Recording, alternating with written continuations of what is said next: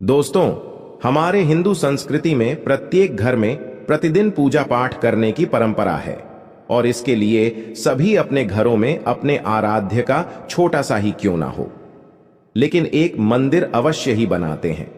नियमित पूजा पाठ करने से न केवल मानसिक शांति मिलती है, बल्कि पूरे घर में सकारात्मक ऊर्जा भी व्याप्त हो जाती है। परंतु यह बात भी सच है कि पूजा पाठ करने के कुछ नियम भी होते हैं, जिन्हें यदि हम नजरअंदाज कर देते हैं तो हमें हमारी पूजा का पूरी तरह से फल प्राप्त नहीं होता।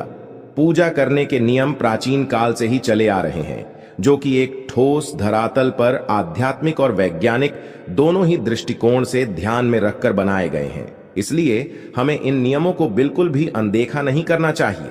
ऐसा ही एक महत्वपूर्ण नियम है घंटा नाद, यानी कि पूजा करते समय हम जब घंटी बजाते हैं, उसे बजाने के लिए शास्त्रों में कुछ नियम निर्धारित किए गए हैं।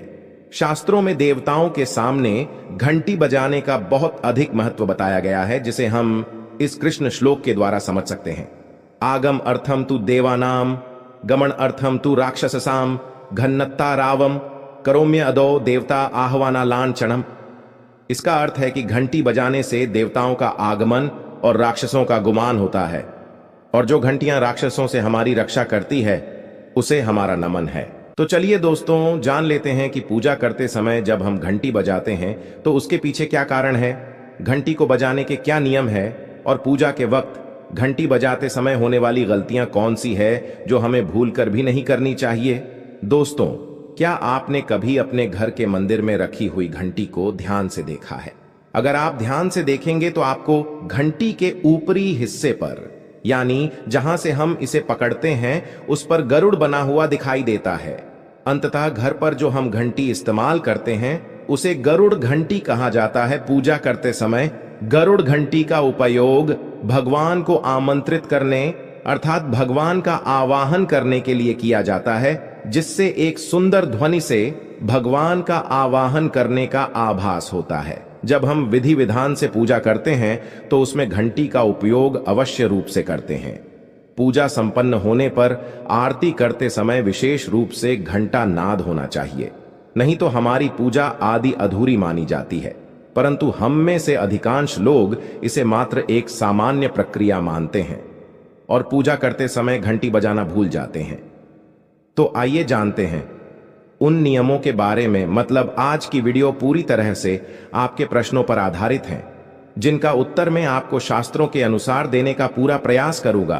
तो वीडियो को पूरा जरूर देखें, और अगर आपको आज की वीडियो अच्छी लगे तो इसे लाइक जरूर कीजिए। जय मां लक्ष्मी आपके इस वीडियो को जो भी लाइक और चैनल को सब्सक्राइब करें, उसके जीवन में कभी भी धन की कमी ना होने देना। दोस्तों, हमारे प्राचीन शास्त्र की मान्यता है कि सृष्टि के निर्माण के समय सबसे पहले जो बड़ी सी ध्वनि निकली थी वह घंटी की आवाज के समान सुनाई दी थी। घंटी की ध्वनि में ओमकार नाथ का भी आभास होता है, इसलिए घंटी को ईश्वर की आवाज मानते हुए पूजा में स्थान मिला है। इसलिए घंटी का कभी भी अपमान ना करें, और जिस तरह से देवी देवताओं की पूजा की जाती है वैसे ही घंटे की भी पूजा करनी चाहिए। दूसरी बात, घंटी को प्रणाम करके ही उसे बजाना चाहिए। बिना प्रणाम किए घंटी बजाना अच्छा नहीं माना जाता। दोस्तों, आपने अक्सर यह महसूस किया होगा कि पूजा करते समय जैसे ही घंटी बजाई जाती है तो पूरे घर के साथ साथ संपूर्ण वातावरण शुद्ध और पवित्र सा हो जाता है और चारों ओर सकारात्मकता फैल जाती है। लेकिन यदि हम नियमों को नजरअंदाज कर देते हैं तो हमें इसका संपूर्ण फल नहीं मिल पाता है। दोस्तों, अधिकतर लोग पूजा संपन्न होने पर केवल आरती के समय ही घंटी बजाते हैं, लेकिन यह भी ध्यान रखें कि भगवान को जल अर्पण करते समय, धूप दीप लगाते समय, नैवेद्य अर्पण करते समय घंटा नाद करना चाहिए। ऐसा करने से हमारी पूजा संपन्न मानी जाती है। दोस्तों, घंटी बजाते समय भगवान का नाम अथवा आरती अवश्य बोलनी चाहिए, 1 या 2 मिनट ही क्यों ना हो, परंतु प्रतिदिन सुबह शाम घर में घंटी अवश्य बजानी चाहिए। यदि आपको अपने घर में या अपने आप में नकारात्मकता महसूस हो तो आप थोड़ी देर के लिए भगवान के सामने घंटी अवश्य बजाए, सारी नकारात्मकता नष्ट हो जाएगी। दोस्तों, पूजा घर में शनि महाराज एकांत विरह, उदासीनता और वैराग्य के देवता माने जाते हैं। जबकि गृहस्थी को चलाने के लिए राग, प्रेम एवं भौतिक चीजों की जरूरत होती है।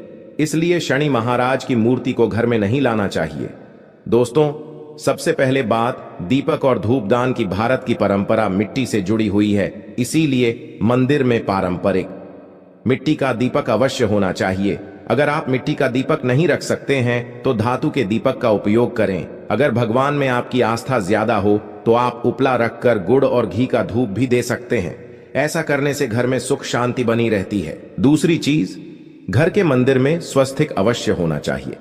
या तो आप इसे रोली से बना लें, क्योंकि स्वस्तिक आपके घर की शक्ति, सौभाग्य, समृद्धि और शुभता का प्रतीक माना जाता है।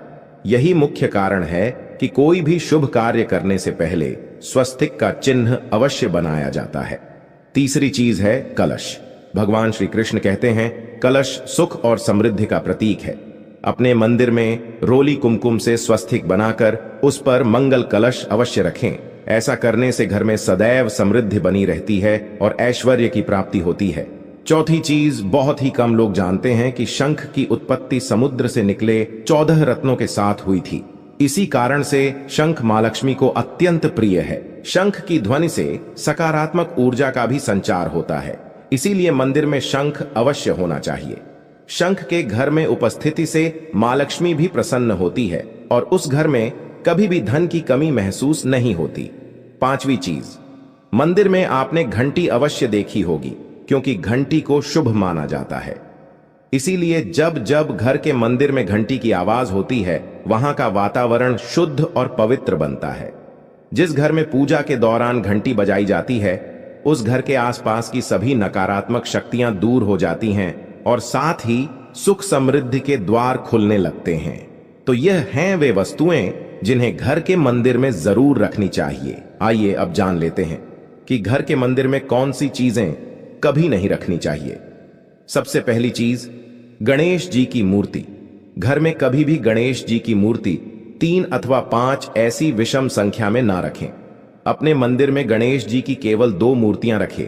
इसे शुभ माना जाता है। अगर आप अपने मंगल की कामना करते हैं तो गणेश जी की मूर्ति मुख्य द्वार पर अंदर की तरफ मुख करके लगा ले। कई लोग ये गलती करते हैं कि मुख्य द्वार पर गणेश जी की मूर्ति बाहर की ओर मुख करके लगा देते हैं, जिससे उन्हें काफी नुकसान का सामना करना पड़ता है। अगर आप चाहे तो मुख्य द्वार के दोनों ओर लगा दें या फिर मुख्य द्वार के अंदर की ओर लगाइए, लेकिन बाहर की ओर कभी भी नहीं लगानी चाहिए। दूसरी चीज, टूटे हुए चावल। अपने मंदिर में कभी भी टूटे हुए चावल ना रखें। इसके साथ ही पुराने चढ़ाए हुए चावल अधिक समय तक ना रखें। यह नकारात्मक ऊर्जा फैलाते हैं। यह बात भी ध्यान रहे कि आप मंदिर में रखने वाले चावलों का इस्तेमाल हल्दी में भिगोकर ही करें। इससे अधिक शुभ परिणाम मिलेंगे। 3 पूर्वजों की तस्वीरें। इसके साथ ही अगर आपके घर के मंदिर में पूर्वजों की तस्वीरें रखी हुई हैं तो उन्हें तत्काल बाहर निकाल दें। यह आपके परिवार के लिए काफी अशुभ है। धर्म ग्रंथों के अनुसार पूर्वज पूजनीय है, लेकिन वह देवताओं के बराबर नहीं है। इसलिए अपने पूजा घर में कभी भी मृत परिजनों की तस्वीरें ना रखें। यह आपके लिए अशुभ संकेत है। इसके परिणाम भी काफी घातक हो सकते हैं और मंदिर का वातावरण भी नकारात्मक हो सकता है। इसके अलावा अगर आप किसी साधु संत को मानते हैं तो उनकी तस्वीर भी घर की किसी दीवार पर लगाएं। उसे पूजा घर में भूल से भी ना रखें। यह घर के वातावरण को नकारात्मक बनाता है। इसके साथ ही महाकाली, काल भैरव की मूर्तियां भी पूजा घर में नहीं रखनी चाहिए। और हां दोस्तों, ध्यान रहे कि मां लक्ष्मी के खड़े स्वरूप की पूजा मत कीजिएगा, क्योंकि मां लक्ष्मी हमेशा बैठी हुई मुद्रा में होती है। इसलिए उनके बैठे हुए स्वरूप को ही पूजना सही है। चलिए दोस्तों, अब हम आपको बताते हैं उन अति महत्वपूर्ण चीजों के बारे में जो आपके पूजा घर में होनी ही चाहिए। धर्म ग्रंथों में इन चीजों को अत्यधिक पवित्र और खुशहाली के साथ साथ समृद्धि का प्रतीक माना गया है। ये चीजें आपको खुशियों की चौखट पर खड़ा करती है, इसलिए ये आपके मंदिर में होनी ही चाहिए। गंगा जल की पवित्रता के बारे में तो आप जानते ही होंगे। मां गंगा जो हर किसी के पापों को धुल देती है, लोगों को शांति देती है। अगर आप भी अपने जीवन में सुख और शांति कायम रखना चाहते हैं तो घर के मंदिर में गंगा जल होना ही चाहिए। इसके लिए आप एक तांबे के पात्र में गंगा जल को भरकर रख सकते हैं। यह आपके परिवार में सुख शांति का प्रतीक है, जो घर की पवित्रता को भी बनाए रखता है। इसलिए कभी भी प्लास्टिक की बोतल या अपवित्र